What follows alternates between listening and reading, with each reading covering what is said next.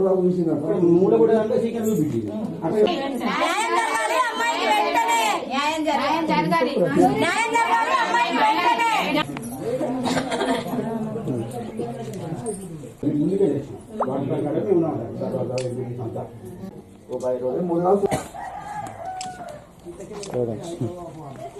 ఏమైందంటే ఓ మా దాంట్లో ఒక పెద్ద మనిషి అన్నాడు ఇక్కడ కొట్టకు ఏదైనా ఉంటే ఇంట్లో కొట్టుకో అది ఇట్లా ఏంటంటే మేము మళ్ళీ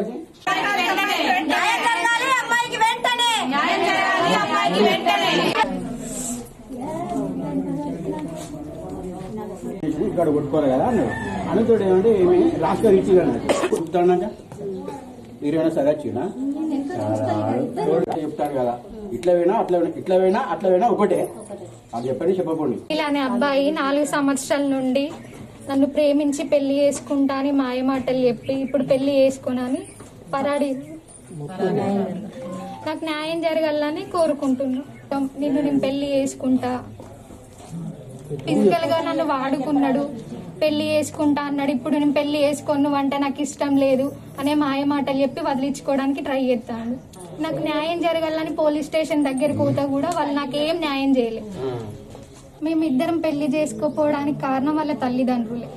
ప్రేమ పేరుతోని మోసం చేసినటువంటి అబ్బాయి పరారిలో ఉన్నాడు.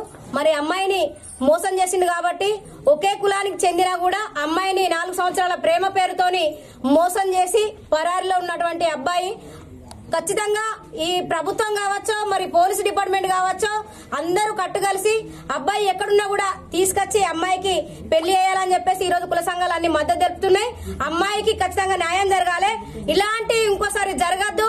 ఇలాంటి వాళ్ళను ఎవరు కూడా ఈ చట్టాలు అనేటి వాళ్ళకి అసలే ఇది కావద్దని చెప్పేసి మేము మహిళా సంఘాల నుండి అందరం మేము డిమాండ్ చేస్తున్నాం. అమ్మాయికి న్యాయం జరిగేదాకా మా పోరాటం ఆగేది లేదు. ఎన్ని రోజులైనా అబ్బాయి అమ్మాయిని పెళ్లి చేసుకునేదాకా ఈ ప్రేమ పేరుతోని ఈ అత్యాచారాలు, మర్డర్లు, మానభంగాలు ఈ తెలంగాణ రాష్ట్రం ఏ మూలన చూసినా యావత్ భారతదేశం మొత్తం మీద ప్రేమ పేరుతోని అమ్మాయిలను ఇంత టార్చర్ పెట్టడము, బాధ పెట్టడము, చంపడము ఇవన్నీ జరుగుతున్నాయి. ఈ ఒక్కటే కాదు ఎన్నో సంఘటనలు జరుగుతున్నాయి. కాబట్టి మరి పూర్తి మద్దతు అమ్మాయికి ఉంటది. అమ్మాయికి న్యాయం జరగాలని చెప్పేసి మేము డిమాండ్ చేస్తున్నాం.